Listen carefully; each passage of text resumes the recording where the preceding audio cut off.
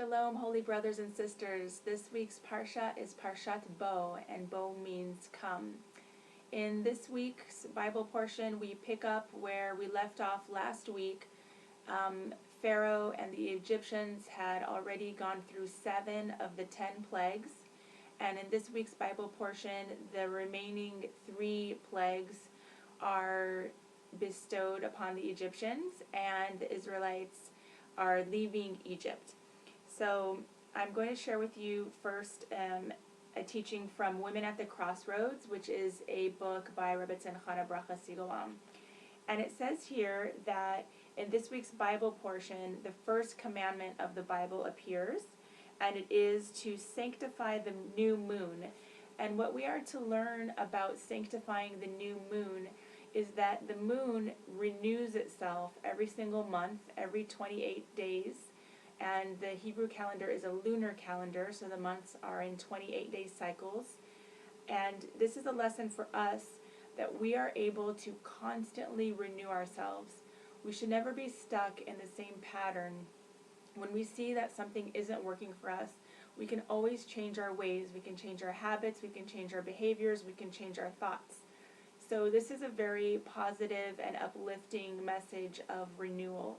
And so to celebrate the new moon, often it's a women's ritual in Judaism to come together and to study some text, some scriptures, to pray, maybe to read some psalms, and to usually those celebrations involve some food or some music and kind of like bonding activities.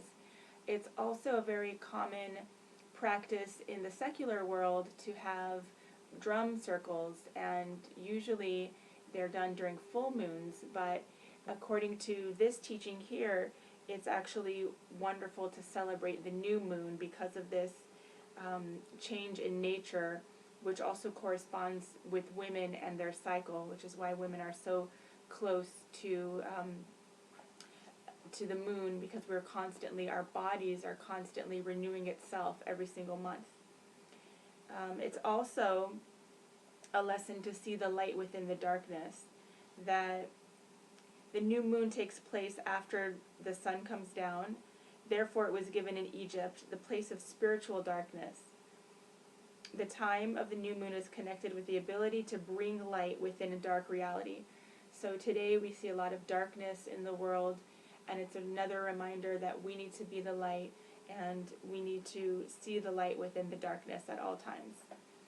So that's a teaching from this book, and now I want to share with you 3 excerpts from another book called Growth Through Torah. So we're going to go through 3 verses from this week's Bible portion and learn some deep thoughts.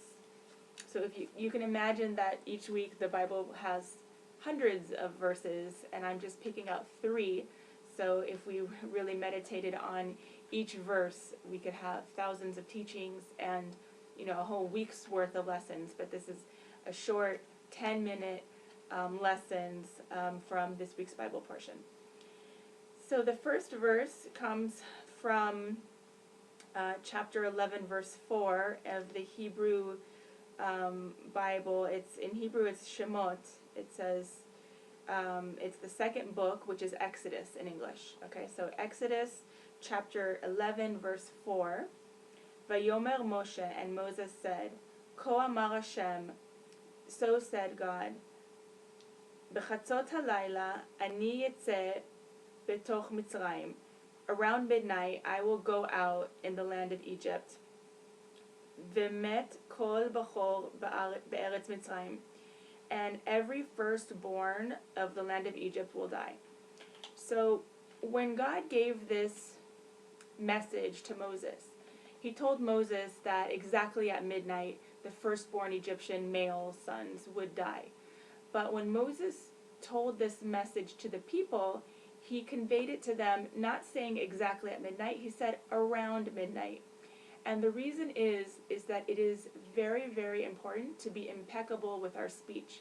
If we make a mistake by 1 minute being too late or 1 minute being too early, it's considered a lie. So we need to be extra, extra careful by how we state things in order for it not to be false.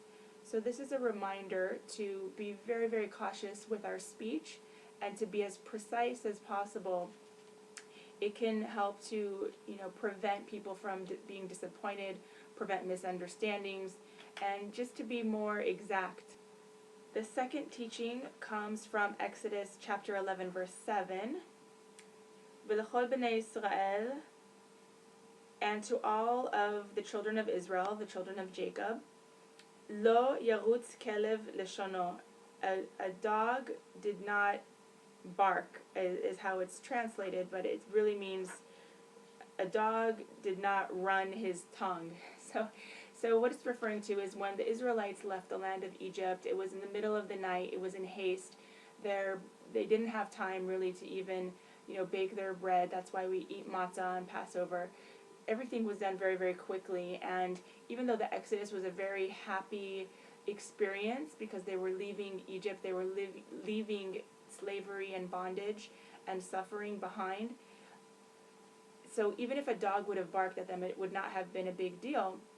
But the fact that not even a dog barked, it means there was nothing going on externally that could diminish from their satisfaction, from their happiness. So it's not a big deal, if a dog barks at you, unless you have a really bad phobia of dogs.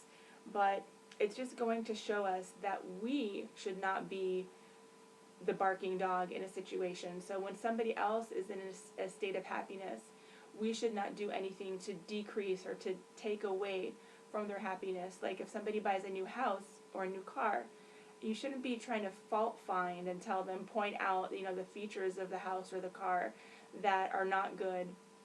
So we should always try to, rejoice when somebody else is being happy and not to diminish from their happiness. Okay, and the last verse that I want to share with you is from Exodus chapter 12, verse 28. And it says, Vayelchu, and they went, V'yasu b'nei Israel, and the children of Israel did, Kasher tzivah Hashem et Moshe ve'Aaron, as God had commanded Moses and Aaron, Ken yasu, so they did. So we know that the Bible doesn't have any redundant verses. So it says here, and the children of Israel went, and they did as the Almighty commanded Moses and Aaron, so they did. So why does it have to tell us so they did? We already told us they did. So the reason why is because the so they did at the end refers to Moses and Aaron. Moses and Aaron were the leaders of the Jewish people, and this lesson is teaching us that it's very important for leaders to practice what they teach. You can't just teach one thing and do another thing. You have to have integrity. So this is a lesson for us of to be a good role model, to be a positive influence. We must hold ourselves by the same high principles and the same standards and morals and values that we wish to see in the world. Just like Gandhi said, be the change that you want to see in other people. So it all comes back, to here. So these are a couple of the lessons from this week's Bible portion. I hope you enjoyed it, and if you did, please share it. And please subscribe to my YouTube channel, GroovyHoovy613. Thank you so much for watching. God bless you, and Shabbat Shalom. Bye-bye.